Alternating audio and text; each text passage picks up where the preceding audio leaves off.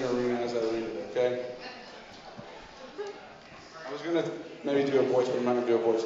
Johnathan Hensley, a lifelong Goldston resident, has been dedicated to advocating for his community's growth and development. Despite his role as mayor, Hensley often refers to himself as not a politician, bringing a down-to-earth perspective to local government while working to showcase Goldston as what he calls a diamond in the rough. His leadership has been marked by his commitment to addressing local challenges from economic development opportunities to community concerns like proposed landfill projects. And this is the point in the wrestling introduction where everybody goes crazy and makes some noise for Johnathan Hensley.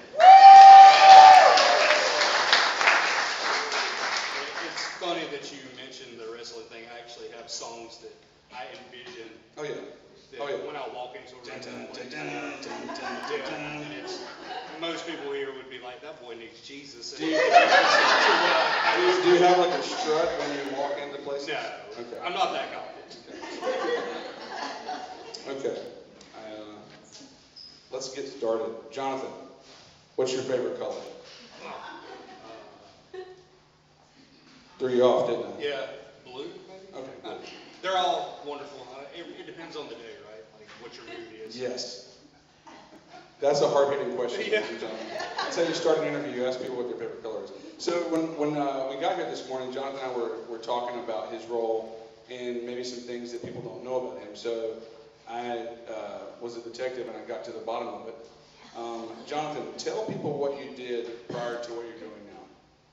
So for 15 years, I worked for the Chatham County Sheriff's Office. 4 of the 5 of those years, I was on patrol, and then I moved over to major crimes investigations and SWAT team. Throughout that process, I've worked my way up, and was team leader, and so I basically ran a team on like high target value situations, hostage situations, search warrants, drug warrants, child pornography search warrants, stuff like that. So I ended up working my way up and being in charge of the team that would execute these high-risk situations. So you're good under pressure. That or a psycho, one of the two. This leads to my next question. Are you married? I am married. I got married in 2012 to Ashley. She owns Beauty Barn in Goldston. She does hair and all that stuff. Does your job as a SWAT dude help in your marriage? Especially with my wife. I was hoping that there's not a SWAT team big enough to handle that portion of your thought there would be a transfer of skills there. Okay, so tell everybody how you made that transition from that line of work to what you're doing now as mayor of Goldston. Well, I actually became a commissioner while I was still at the sheriff's office. I am a pretty big advocate for mental health. Being in law enforcement for a really long time. Sorry, I get kind of emotional talking about it. PTSD is a real thing. I worked several child death investigations, and it just didn't break me. So I kind of just had to step away. Sorry. And now I run a restaurant. So you go from working major crimes, homicides, child death. It worked on you. So I stepped away, and now I flip burgers for a living. And run a town, so I don't know which is worse. Tell us about, so we talked about Goldston earlier. A lot of people, if you can use your hand, Johnathan, to make a map of Chatham County, where is Goldston in Chatham County? Anybody saw the movie Oh Brother, Where Art Thou? Oh Brother, Where Art Thou? When he's getting the fop. The guy said it was going to be 2 weeks. So we are a geographical oddity. We are 48 minutes from everywhere. So 48 minutes from Greensboro, 48 minutes to downtown Raleigh, 38 minutes to Southern Pines, 19 minutes to here. So we are, not the center of the county. We're center adjacent. So 421 runs right past us. Number one's about 4 miles from Goldston.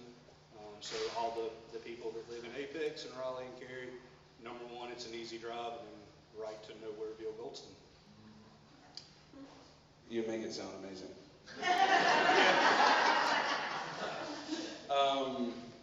So you've talked at the Chatham briefing, you laid out kind of your vision for Goldston and kind of what's happening there. Talk about where Goldston has been in terms of traditional industries and then where you think that Goldston can go. So historically, Goldston has remained pretty out of sight, out of mind for several years. We had some pretty big corporations. We had Mona Pipe, which made terracotta pipe. Way back in the 40s, I actually used their location now for photography for cars and stuff, so it worked out for me. But industrially, we're not pumping out massive numbers. Goldston is very quiet. We're a little known area. My vision for Goldston in the future is a little bit more commercial industrial. Nothing wacky and crazy. We don't want targets. We don't want massive production plants. But from an economic standpoint, commercial and industrial does bring more tax revenue than residential. So you have to have a little bit of give and take with that. The goal is to keep our core downtown. How many of you watch the Hallmark Christmas movies? Wow, only that many. I figured everybody would be like, oh my God, the Christmas movie. So that's kind of what my goal is, right? To get the big city gal to come home and fall in love with the little farmer on Main Street. Those clothes, dude. Those clothes. Exactly. That's a great movie, by the way. Those clothes. So that's what the goal is. Some outside industrial commercial growth. Maybe a grocery store, because we have to drive 18 minutes in either directions to get to one.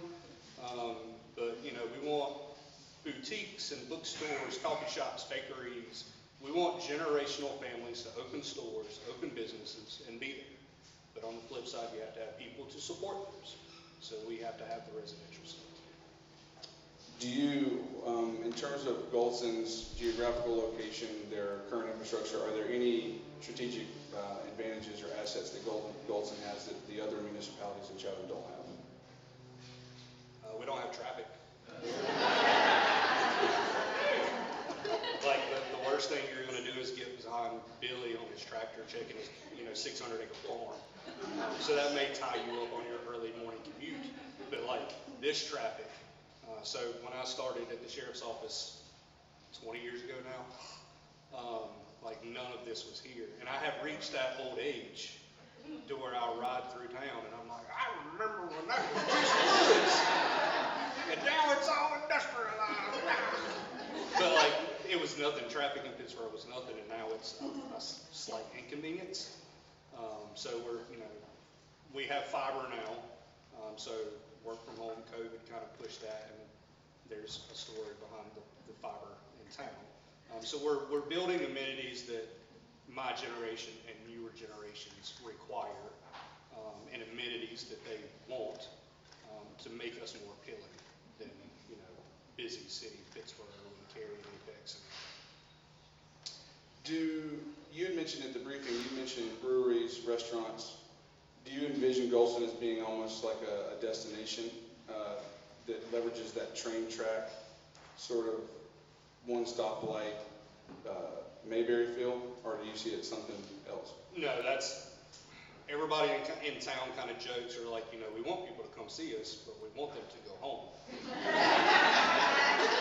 It's like, I get that, but we, generationally speaking, I plan 15, 20 years down the road.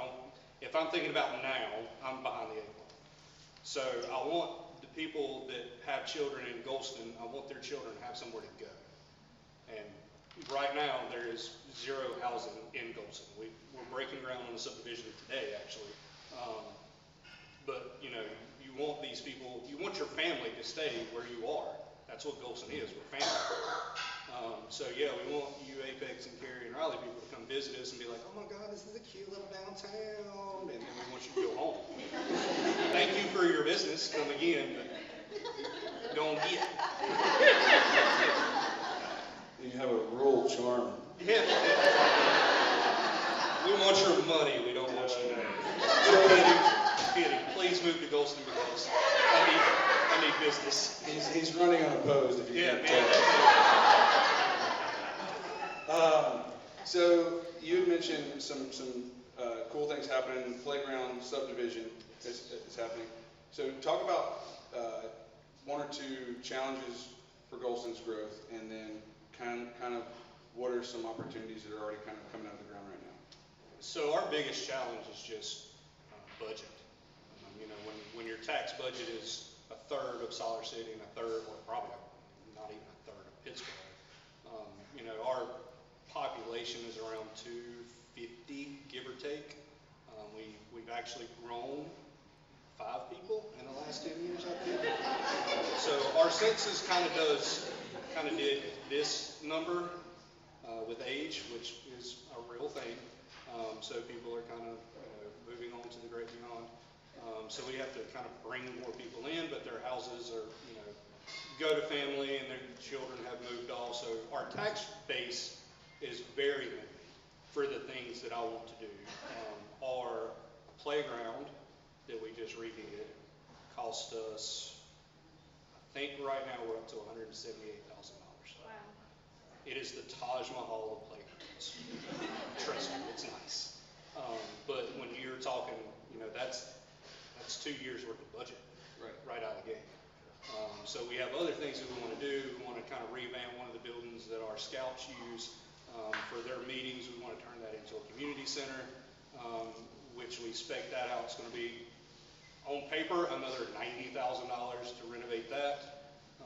The buildings downtown, like everything costs money, and we don't have the money. So it's, we're reaching out to, the county has been great with some assistance on some things, especially the fiber optic. We've had some donations from local businesses in town that's been able to kind of help us do that. Robert Reeves has really helped us out on some financial aid with some issues that came up that were unexpected. For those of the people in the room who might not know Robert Reeves, you want to tell? Yeah, so Robert Reeves is a representative, and he actually lives in Goldston. So it's a great connection for us to be able to reach out to him and ask for things when we need them. He's been a great representative for us. Can 250 people fit on the playground? Yes. Okay. You stress tested. For $200,000, yeah, we can get 250. Okay, so what we're seeing is this could be a destination for families to come down and do weekend kind of. Do you want to spotlight some? Give us what's the flagship event in Goldston, and then maybe spotlight some businesses downtown that you can put on the map for folks who are listening. So our big event is always the first Saturday of October. I think it's October 11th this year. It's Goldston Old Fashioned Day. It's like a little downtown thing. People come and sell trinkets, and it's a massive event. I think we've had that for as long as I can remember, so probably 45, 50 years that thing's been going on. It's put on by the Lions Club, so the town doesn't get any of the revenue or anything like that. It all goes towards the Goldston Lions Club and Lions Club members. But that is our staple event. We have the Christmas parade. I kind of changed things up first year as mayor and did a nighttime parade because I like the lights. And man, I got some backlash on that. So we went right back to a daytime parade. It's the first Saturday of December. Morning time. Morning time. Yeah, definitely morning time, yes. People had a hard time saying at night, apparently, so we went immediately back to that. I'm a big car guy, so I do like a little cruise in the second Saturday of every month from like 10 to 2. There's usually like 15 cars there. It's all classic stuff from people in town. So if anybody's big car people, I ride around and look at people's cars all the time, and I notice there's some real nice cars in this neighborhood over here. Some real nice cars. So yeah, feel free to ride out if you're a car person. So kind of as we close, for those of you who don't know, Chatham is the second, Chad didn't get me on this, but I think it's a fact, second largest county in the state. 91% of our county is currently unincorporated, and we're a sprawling county. Is there anything that you could make an appeal to in terms of the at-large county to, when you want people to think about Goldston, what do you need from us? We need business. We need businesses, plural. Like I said, brewery, anybody's got connections with anybody that's had a lifelong dream of opening a brewery, please, we would love to have that. Bakery, coffee shop, the little downtown things, like when you close your eyes and envision old time America, that's what I want Goldston to be. With a cute little downtown that you can come and shop and go get your donuts and bakeries, but it's, to kind of push that, because when I sit in these meetings and I tell people nobody's heard of Goldston, which nobody has, and I live there, I'm like, I don't know Goldston. You can't run a business with 200 people. It's very difficult to do that. Now, we have 2 restaurants in town. I've managed one, Lizzie's, which is next door, is really good too. But as far as businesses go, we have 1 gas station, 1 mechanic shop, a Dollar General. We have an emergency fire extinguisher place. Can't think of the business name right now. United Fire and Safety. Yep, United Fire and Safety. Thank you. They've been there forever. Is she the person that told you to change the time back to the morning? Yeah, right, yeah. With pitchforks and flaming. We have actually a really large company in town called MacFab. They do bead locks for drag racing. The owner is actually, his name is Lyle Barnett. He's a really cool dude. He comes and eats with me about every day. And he is a professional drag racer. So he does, a quarter mile. So, if you can envision like a quarter mile, he'll be dead stop and he'll be running 257 miles an hour by the time he gets to the end of it. He usually runs about 5. He's driving 4,000 horsepower car. Is there a track in Goldston? Main Street. Car guy, okay. According to the general populace, I turned Main Street into a drag strip. That was not true because tires for my car were like $3,000. Because I had a pretty fast car, I got accused of. You've been labeled as the Main Street drag racer. Yeah, I was, which is weird because the people that accused me of this. So, fun fact about Goldston. Sorry, I'm probably do it. Riff it, dude. Riff. In the 60s and 70s, so Main Street is straight, and from Dollar General to Pittsburgh Goldston Road, it is a quarter mile. Exactly a quarter mile. Exactly a quarter mile. You measured it. I have measured it. Okay. So all the older generation, they come into Rufus's for their coffee every morning. They would tell me about how they used to line up on Main Street and drag race every Friday night. They would lock down Main Street and they would race their cars down Main Street every Friday night, Friday and Saturday nights. My grandpa was like, I used to race my 71 Chevelle Super Sport and couldn't nobody handle me. I buy a 1,000 horsepower car and I am vilified. And I'm like, you used to do this every Friday and Saturday night. Well, that was different. I'm trying to sleep. They're actually telling you should go. Yeah. So, but back to MacFab, they're a really big company. But that's it. We really, people come into Rufus's all the time and they beg for coffee shops, bakeries, a brewery. Rufus's is what? So we're an old school diner. My grandparents bought it in 72. Depending on who you ask, it's either 73 or 77, somewhere in that range. Old school burgers. If you like cheeseburgers, they're pretty decent. Not that I'm biased. Breakfast is really good. Chicken tenders. Today we're having hamburger steak and gravy. So it's old school grandma cooking. Everything's homemade, fresh. I make it every day. So it's tiny. It looks like a hole in the wall, but it's decent. And then Lizzie's is like a step up. So they're more like salads and wraps, and they have specials too. So we're like the dirty down here, right? Like I tell people we cater to the blue collar, and then Lizzie's caters to like the upper class. Did you promise Lizzie's that you would never sell a salad at Rufus's? No, we sell salads. Okay. We work very well together to have 2 restaurants next door to each other in a town that is 1 mile in circumference. We work very well together. Well, I feel like Their Reubens are great. I love their Reubens. See, you are a politician. You're covering your bases right now. It's good. No, I just like Reubens. So I've noticed that when I'm speaking now, I do what ChatGPT does, where at the end of Chat's prompt, it kind of concludes. And so I'm going to give my ChatGPT prompt conclusion of this conversation.